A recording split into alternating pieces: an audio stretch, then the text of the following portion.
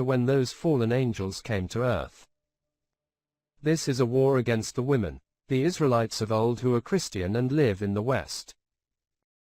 It is all the satanic forces now combined on earth, combining finance, war, the hordes and masses of the East to destroy us, and it is only for one reason. It spells one reason, and that reason is our Messiah is on his way for his sheep, his flock, his people, and so Satan, the satanic forces know that their hour is near. Their time is almost up, and so we will see this mad rush to push this communist digital enslavement of finance, pushing wars, famines onto us to destroy us. We, you and I, are the blessed generation, for we get to be witnesses to these events and were foretold by the prophets of old about these end days. We must keep the faith, keep the oil in our lamps burning. Though we be a minority, one with God is the majority. We have been spoiled by abundance for the past 50 or so years. We have lost touch with who we are as a people. The masses know more about who scores goals, tries. Know more about celebrities than what our Bible says about the coming time period. We are there now. The global forces are pushing their one world government with wars, one world banking system, the combing of the religions under Chris Islam, where they combine all the faiths. I have to laugh when they call this, the Abrahamic religions all coming to one. First of all, Abraham did not have a religion, he had faith. Second, Abraham was not a Jew because Judah was not yet born, not even Jacob from whom Judah came from was born yet, and the Judeans of old did not have a religion. They had Mosaic laws which were not only given to the tribe of Judah, but they were given to all of Israel, all of Jacob's children. Islam did not exist then, the Jewish religion did not exist then, nor did Christianity. Christianity as we know it, Christ being born, was nothing more than a promise, the fulfillment of the promise made to Abraham. The Messiah, Yeshua, was the unblemished Lamb who died for all Israel. Which is why the Messiah said, I have come but for Israel. It is the perversion of religion. These same religions, organizations who have turned this into a one world order religion, when if you pick up the Bible, do not argue with me, pick it up and read it. Take the full context of it and you will see the entire Bible's central theme is around these children of Jacob. All the prophets all speak about Israel, no other peoples. This is hard for many Christians to get their heads around, because these Jesuits who took control of the churches during the Italian Renaissance literally changed the meaning and context with their scribes, and we have a universal religion like that of old Babylon, where all the nations of the earth are unified and brought together under one house or banner. As the prophet Daniel had told us, the iron mixing with clay, the final kingdom on earth. These wars, these famines, the financial reset is this portion of his final vision about this final and last kingdom. We are privileged to witness these events. We do not know the time or the hour, which is why our lamps, our oil should be kept safe. I know I have gone around the park or the woods to explain this, but if you do not know why or who is behind all of this, the enemy will snare you and blind you with events, and many wolves are in sheep's clothing today. You find them in every walk of life, especially among your modern churches. If the churches were so good, why have they been so silent for the past 28 years in South Africa? We hear them talk about apartheid as if the apartheid system still exists, guilt-tripping whites, while never saying anything about the atrocities about what is taking place in South Africa against the whites and other minorities with their 116 race-based laws. Did not the seer say the churches would incite this coming revolution? Perhaps you should visit his visions again. They are part of this new world order. They are part of the World Council of Churches, the same people behind these wars, famines. The famine is kicking into high gear now. We see food shortages, inflation now worldwide. If you paid attention to the warnings, if you stocked up when the video was put out about the vision, you would have saved on average 30% of what you would pay today for the same food.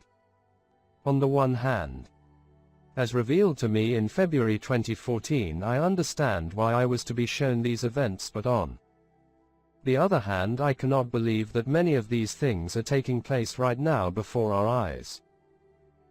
Step 1 is complete, before step 2 is in full swing, wherever you are in this world, be it in South Africa, Europe, America, wherever you may be. Make sure you are stocked up and watching the signs. Things are very close at hand now, and before we know it, if you think things are bad now, they could very quickly escalate to the point of using nuclear weapons. I mentioned in the Mountains of Fire dream vision, when I saw the hearts of the Russians in the jet that was dropping these bombs over Britain, I saw how cold their hearts were. They wanted to exterminate the people.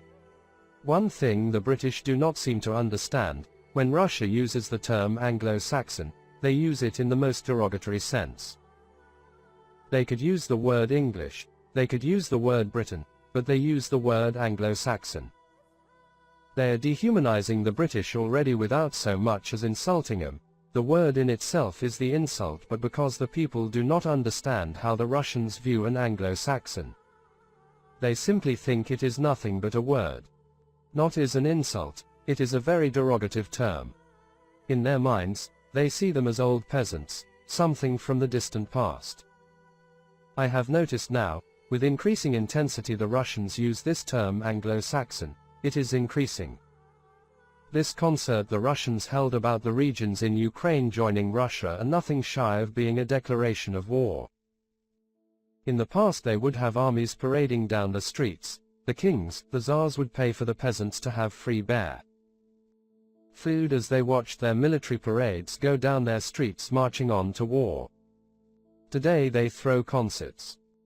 That concert, I do not know if the West fully grasp it. It was to unify Russia before step 2 is in play. If the West in their delusion think that Russia has been fighting a full-fledged war, then they are going to be in for a rude awakening. The old saying, do not poke the bear, well, no, only did you poke it, you prodded, mocked, insulted it and got it backed in the corner, threatening its cubs. Now the West is going to push the bear to strike, and when it does, many in the West are simply going to freak out. They think the bear is wounded, while the bear was simply baiting the West into something for the right moment in time. You are dealing with master, the best of the best master chess players. America is the new kid on the block. Russia has been around for close to 1,000 years. They have fought more wars than America has. They know a thing or two about European warfare.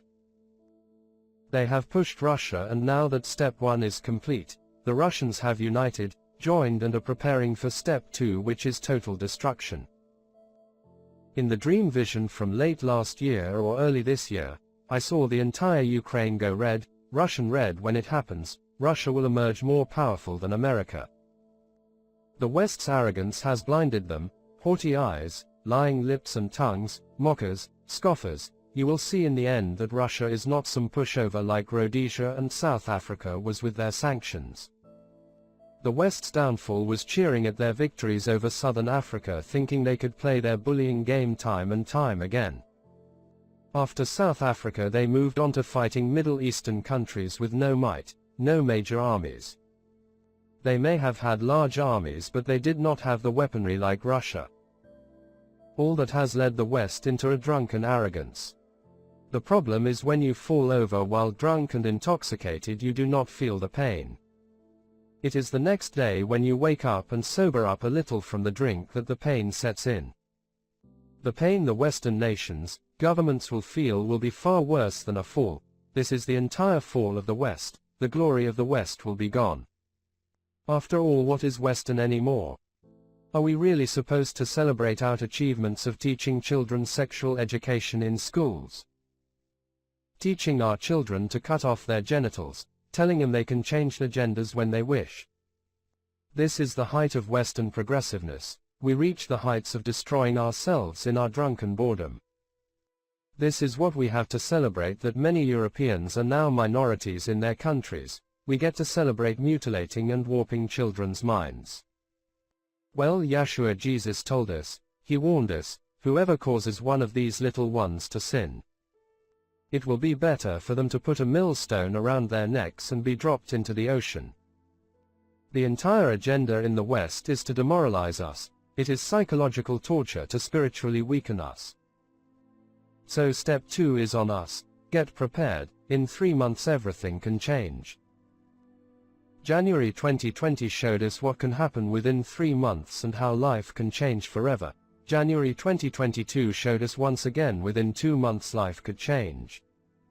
We saw that come to an abrupt end with the invasion of Ukraine, and that was step 1, which is complete. Now you ready for step 2? As in South Africa with the lights going off, they are going off in Europe. The seer gave us the signs. Heed the warnings. Wherever you are, get to convoy your communities, join groups, get prepared, stocked up best as you can, and make right with the Almighty. With that said, I will leave it here for now.